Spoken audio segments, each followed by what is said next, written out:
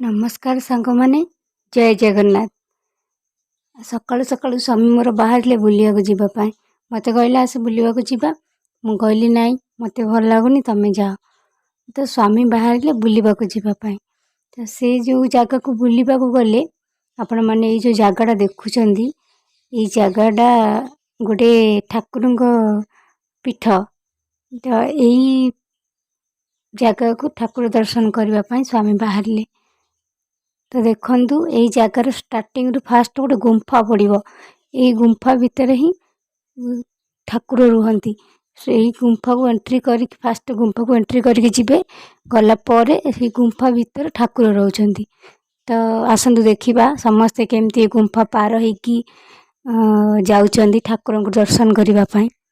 तो देखु ये गुंफा बहुत अंधार तो एनी टाइम दिन राति आपण मैंने जिते बड़े भी जातु यही जगह सब बड़े अंधार कहीं यहाँ गोटे गुंफा भितर ठाकुर रोचंती तो बहुत अंधार। तो देखु ये जो देखुं ये जो ठाकुर को देखुं ये गोटे देखु ये गुंफा भितर ठाकुर रोचंती यही ठाकुर को फास्ट भोग लगा होची।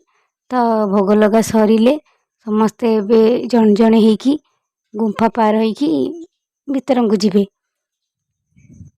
यहाँ गुंफार स्टार्टिंग टा।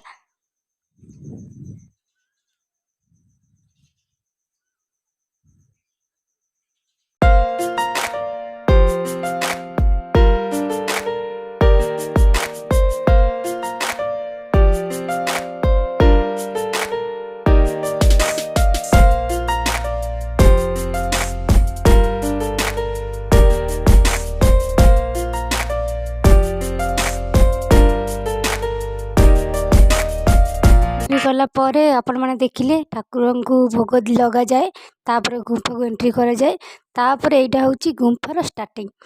तो यहाँ छोटिया जगाड़े तो समस्ते जड़े जड़े ही आसवाक पड़ो। तो देखु समस्ते केमी जड़े जड़े ही आसुँच यही छोटिया जगाटा माने गली टाइप रास्ताटा यही सावधान सहित यही जगह को आसवाक पड़े माने बसिकी नले माड़ हो जापे। तो देखो यही छोटिया जगटा को एंट्री कलापर ही आपड़ जा शिव ठाकुर दर्शन करें। तो देखु समस्ते जड़े जड़े ही आसुँच तो यही जगटा टी आसवाई टे कष्ट लगे किंतु बहुत मजा भी लगे। तो देखु समस्ते जड़े जड़े ही आसुँच जेहेतु एटा गुंफार स्टार्टिंग तो आसवाक पड़ो।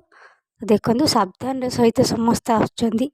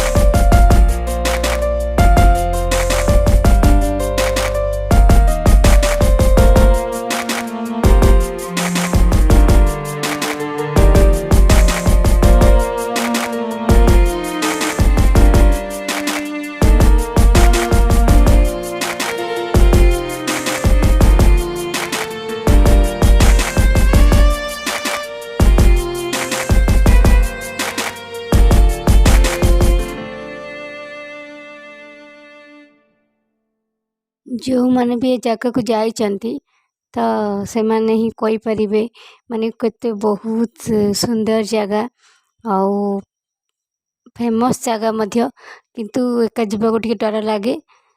तो जेबे भी जानतु एका जानतुनी सांगसाथी हो कि फैमिली हो क्या को भी नहीं कि जानतु कहीं गुंफा जगह तो एका गले डर लगे। तो यही ठाकुर बहुत फेमस अच्छी आ बहुत जगार बहुत लोग ठाकुर को देखा करने को जाती आपण मैंने भी जातु आपण मान दर्शन करंतु।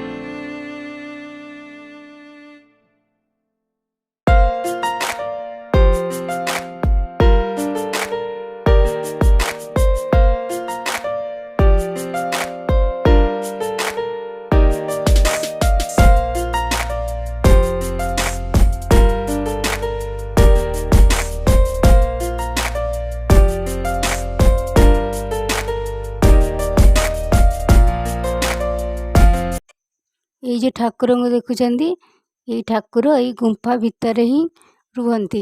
ଗୁମ୍ଫାକୁ ଏଣ୍ଟ୍ରି କରି ଆସିବ, ତାପରେ ଏଇ ଠାକୁର ଏଇ ଗୁମ୍ଫା ଭିତରେ ରହୁଛନ୍ତି। ଆପଣମାନେ ଦେଖନ୍ତୁ, ଏଇଟା ଶିବ ଠାକୁର। ଏଇ ଦେଖନ୍ତୁ ଜଣେ ଜଣେ ଆସୁଛନ୍ତି ଗୁମ୍ଫାରେ କେମିତି ପାର ହେଇକି, ତ ବହୁତ ଡର ଲାଗେ। ତ ଏଇ ଦେଖନ୍ତୁ ଠାକୁର ଦର୍ଶନ ସରିଲା, ତ ଏବେ ବାହାରିଲେ ସମସ୍ତେ ଝରଣା, ପାହାଡ଼, ଜଙ୍ଗଲ ବୁଲିବେ।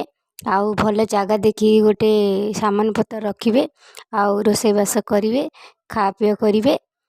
ଝରଣା ବି ଅଛି, ତ ଝରଣାରେ ଗାଧପାଧ କରିବେ ସମସ୍ତେ। ତ ଦେଖନ୍ତୁ ସ୍ୱାମୀ କେମିତି କାନ୍ଧରେ ଭାର ନେଲା ଭଳିଆ କାନ୍ଧିକି ଚାଲିଛନ୍ତି। ତ ଏବେ ସମସ୍ତେ ବାହାରିଲେ ବୁଲାବୁଲି କରିବେ। ତ ଆପଣମାନେ ବି ଯାଆନ୍ତୁ, ବୁଲାବୁଲି କରନ୍ତୁ। ଠାକୁର ଦର୍ଶନ ସହିତ ବହୁତ ବଢ଼ିଆ ଜାଗା, ସୁନ୍ଦର ଜାଗା। ତ ଯାଆନ୍ତୁ, ଦର୍ଶନ କରନ୍ତୁ ଆଉ ବୁଲନ୍ତୁ। ତ ଏବେ ମୁଁ ଏଇ ଜାଗାର ନାଁ କହିଦେଉଛି। ଏଇ ଜାଗାର ନାଁ ହେଉଛି କନ୍ଧମାଳ ଜିଲ୍ଲାର ନୂଆପଦର ଶାଢ଼ିଙ୍ଗିଆ ଭିତରେ କାଟାଙ୍ଗି ଗ୍ରାମର କାଟକେଶ୍ୱର ମହାଦେବଙ୍କ ପୀଠ। ତ ଯେଉଁମାନଙ୍କର ଇଚ୍ଛା ସେମାନେ ଯାଆନ୍ତୁ, ଠାକୁର ଦର୍ଶନ କରନ୍ତୁ ଆଉ ବୁଲାବୁଲି କରନ୍ତୁ। ଝରଣା, ପାହାଡ଼, ଜଙ୍ଗଲ ବହୁତ ଭଲସେ ଅଛି, ଦେଖନ୍ତୁ ଆଉ ଜାଗାର ଏନ୍ଜୟ କରନ୍ତୁ। ତ ବୁଲାବୁଲି ପାଇଁ ଏଇ ଜାଗା ବହୁତ ଫେମସ୍ ଅଛି। ତ ଯାଆନ୍ତୁ। ଆଉ ଭିଡ଼ିଓଟା ଆପଣମାନଙ୍କୁ କେମିତି ଲାଗିଲା କମେଣ୍ଟ ମାଧ୍ୟମରେ ଆପଣମାନେ ଜଣାନ୍ତୁ। ଭିଡ଼ିଓଟା ଏତିକି, ରହୁଛି। ନମସ୍କାର, ଜୟ ଜଗନ୍ନାଥ।